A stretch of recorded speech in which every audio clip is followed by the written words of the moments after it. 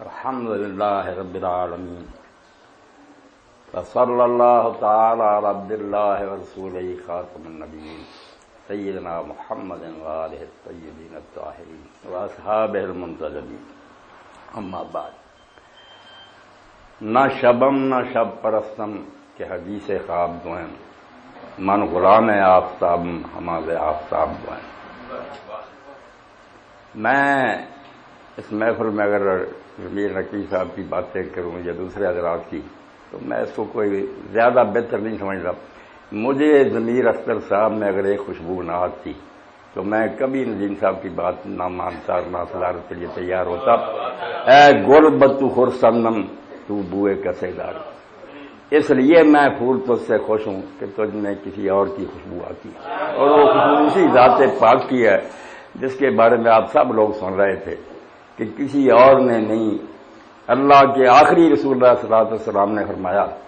اور یہ اہل سنت کا جو اعلیٰ ترین مجموعہ حدیث کا بخاری کے بعد صحیح مسلم اس کے باب الایمان میں کہ آپ نے فرمایا ابھی اس اللہ کی قسم ہے جس نے دانے کو پھاڑا اور جس نے جانوں کو پیدا کیا، میرا تیرے ساتھ یہ عہد ہے کہ تجھ سے محبت نہ کرے گا سوائے مومن کے، اور تجھ سے بغض نہ کرے گا سوائے منافق.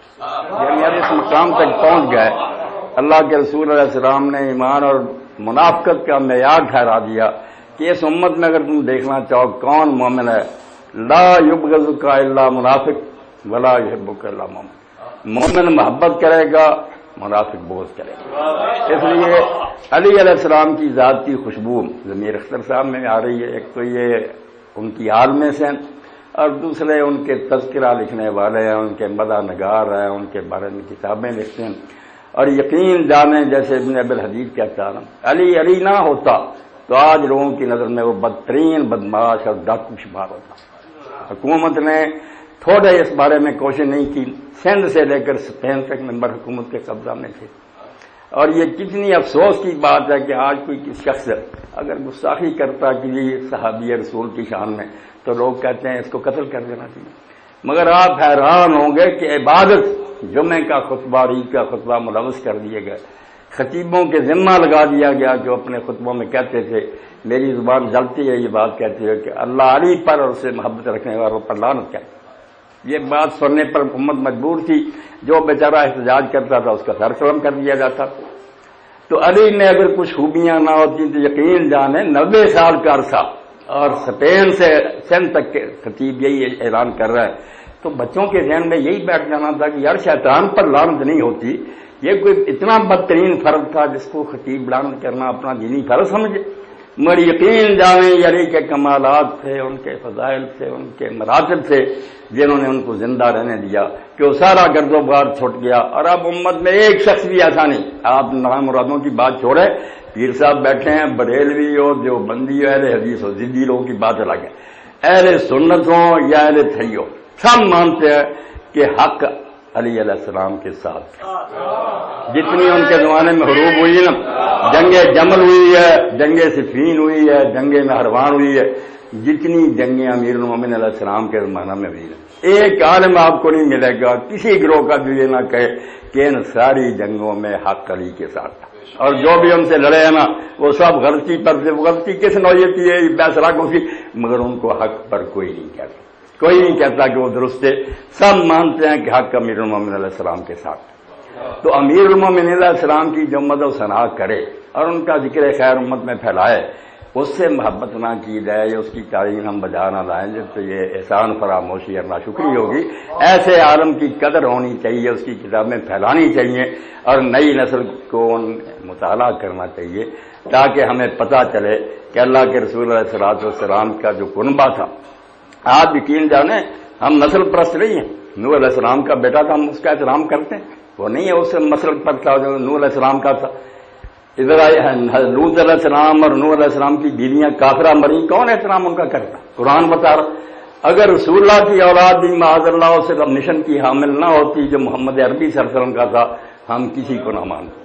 ہم نسل پرست نہیں ہیں کہ خون کو مانے، اس لیے مان رہے ہیں حسن اور حسین علیہ السلام کو کہ صحیح بخاری میں کہ اللہ کے رسول علیہ السلام جب ان دونوں بچوں پر دم کرتے تھے تو دم کرنے کے بعد وہ دعا لکھی امام بخاری بعد میں کہتے تھے کہ یہی وہ دم ہے جو میرے باپ ابراہیم علیہ السلام اپنے بیٹوں اسماعیل اور اسحاق پر کرتے تھے. مثال چنتی دیتے کہ جیسے وہ عظیم نبی اور پیغمبر سے میرے یہ بچے عام بچے نہیں ہیں، جیسے ابراہیم کے اسماعیل اور اسحاق تھے ویسے ہیں میرے. تو اور یقین جانیں ایک حدیث پاک میں جس کے دور میں بہت بڑے امام ہوئے، محدث ہوئے، فوت ہو گئے، علامہ محمد ناصر الدین الالبانی، ان کے 2 مجموعے عام مل رہے ہیں، الاحادیث الضعیفہ والموضوعہ اور الاحادیث الصحیحہ. الاحادیث الصحیحہ میں وہ دیکھتے ہیں کہ اللہ کے رسول علیہ السلام نے ایک موقع پر فرمایا کہ میں، فاطمہ، علی، حسن اور حسین علیہ السلام جنت میں ایک مرتبہ میں ہوں گے، ہم سارے پانچوں ایک جگہ اکٹھے ہوں گے. اس لیے ایسی شخصیتیں جن کو اللہ کے رسول علیہ السلام نے متعارف کرایا اور جن کے بارے میں ہمیں آگاہ کیا، ان کے بارے میں اگر بحثیں کی جائیں تو سوائے بدقسمتی کے اور شام سے مال کے کیا کہا جا سکتا ہے. یہ اہل سنت کے جو 6 حدیث کے بڑے عالم ہیں ان میں سے امام نسائی بھی، ان کی بھی کتاب جو ہے درسوں میں شامل ہے. آپ جانتے ہیں کہ ان کی موت صرف اسی لیے ہو جب وہ سیاسی اسلام کی بات ہو رہی تھی کہ وہ دمشق گئے، وہاں انہوں نے دیکھا کہ ابھی تک لوگوں میں ناسبیت ہے، علی علیہ السلام کا تذکرہ یہاں حرام ہے اور بنو امیہ کی تعریفیں کرتے ہیں. تو انہوں نے ایک کتاب لکھی خصائص علی، وہ اب اردو میں ترجمہ ہو گیا، اس میں صرف وہ حدیثیں اکٹھی کی جن میں اللہ کے رسول علیہ السلام نے علی علیہ السلام کا تعارف کرایا اور درس دینا شروع کیا. اب ان کی موت کا واقعہ ہر سنی سے پوچھیں کہ وہ امام نسائی کیسے شہید ہوئے. جب وہ درس دیتے تھے تو ایک دن ناصبیوں نے کہا کہ تمہیں امیر شام کی فضیلت میں کوئی حدیث یاد ہے؟ انہوں نے کہا یار وہ برابر ہی چھوٹ جائے نا، یہی اس کے لیے بڑی بات ہے، خدا کہ تم اس کے فضائل ڈھونڈتے ہو اور شانے کیا بیان کرے راسم براز، وہ برابر ہی جان چھوڑا دے کہ نہ اسے عذاب اور نہ ثواب ملے، یہی بڑی بات. تو اس پر امام نسائی کو انہوں نے مجبور کیا نہیں کوئی تو ان کی فضیلت میں بتاؤ. پھر انہوں نے کہا ہاں ایک صحیح حدیث میرے علم میں، وہ امام مسلم نے بھی لکھی ہے، مسلم احمد میں بھی، کہ اللہ کے رسول علیہ السلام نے کسی معاملہ میں حضرت عبداللہ بن عباس رضی اللہ تعالیٰ عنہ کو بھیجا کے بلا کر رہا. وہ گئے، انہوں نے کہا وہ کھانا کھا رہا، پھر بعد میں بھیجا پھر کھانا کھا رہا، تیسری بار بھی جب کہا کہ کھانا کھا رہا ہے امیر شام، تو آپ نے فرمایا لا اشب اللہ بچناؤ، اللہ کرے اس کا پیٹ سیر ہی نہ ہو. انہوں نے کہا یہ حدیث ایک صحیح میرے علم میں آئی ہے اور حضور نے اس کی شان میں کچھ نہیں کہا. اب اس کا پھل انہیں کیا ملا؟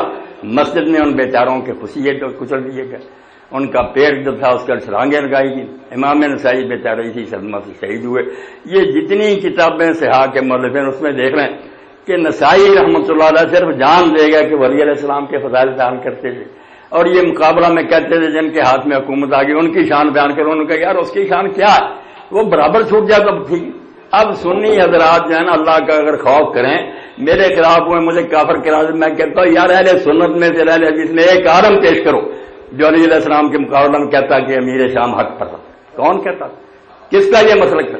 سب مانتے، پہلی خلافتوں کو چھوڑے علی علیہ السلام کے دور میں سب مانتے کہ یہ معاویہ جو گزارا جو اصحاب جمل ہیں وہ بھی نہ حق پر تھے، ان کا نہ حق پر ہونا. میں یہ بھی بات کہتا ہوں اب یہ ریکارڈ ہو رہی کہ یہ میرے اور آپ کے تبصرے کی بات نہیں کہ ہم فیصلہ کریں کہ علی حق پر سے، اس میں مورخ کی رائے مختلف ہو سکی. اللہ کے رسول علیہ السلام نے خود مور لگائی کہ تینوں جنگیں علی کے دور میں ہوں گی اور تینوں میں یہ حق پر ہوگا. بیویاں بیٹھی ہوئی تھیں، یہ بھی حدیث الحوف جو نا سلسلہ الحدیث سے یہ وقت الگ عنوان ہے، کئی صفوں میں علامہ البانی نے بحث کی ہے اور کہا یار کیوں جان چھڑاتے ہو، صرف اس سے یہ پتہ چلتا کہ عمر مومن سے غلطی ہوئی. تم شیعہ ہو کہ کہتے ہو کہ حضرت عائشہ رضی اللہ عنہا معصومہ تھی، اگر شیعہ نہیں ہو تو تمہیں کیا خطرہ ہے کہ ان سے غلطی ہوئی تو غلطی کو مانو. اب وہ بات جو ہے کہ اللہ کے رسول کی بیویاں تھیں، رسول نے وہاں فرمایا کہ تم میں سے کون ہے جس پر خواب کے کتے بھونکیں گے. اور بعد میں جب قافلہ وہاں پہنچا خواب پر تو ام المومنین نے پوچھا کہ یہ کون سا مقام ہے، بتایا گیا خواب ہے. انہوں نے کہا بٹھا دو اونٹ، میں واپس جا رہی ہوں اللہ کی قسم. وہ تو میں ہی نکلی جس کے بارے میں حضور کا اشارہ تھا. وہ زبیر رضی اللہ تعالیٰ نے غلط بات کہی کہ نہیں آپ کے جانے سے شاید صلح ہو جائے، آپ کیا لڑائی کے لیے جائے. اس پر بھی علامہ البانی کہتے ہیں کہ ام المومنین کا نکلنا ہی غلطی تھی اور زبیر کا یوزر بھی غلط تھا. جب بات سامنے آ گئی واپس لوٹنا چاہیے. مگر یہ بھی شکر ہے کچھ آپ بھی اللہ سے ڈرا کریں کہ وہ روتی مری ہیں، توبہ کی ہے اور ایک سے انہوں نے تم نے مجھ کو کیوں نہ روکا جانے سے اس وقت انہوں نے توبہ کیا اور توبہ کے بعد دروازہ بند نہیں معافی کا. یہ بھی روایتیں ذہن میں ہونے چاہیے. کبھی اصرار نہیں انہوں نے کیا کہ میں نے ٹھیک کیا، بلکہ موت کے وقت کہا کہ میں چاہتی تھی کہ میری قبر حضور کے ساتھ بنے مگر احدث تو بعد حدث، میں نے حضور کے بعد ایک غلط کام کیا، اب میرا منہ نہیں کہ میں حضور کے ساتھ دفن.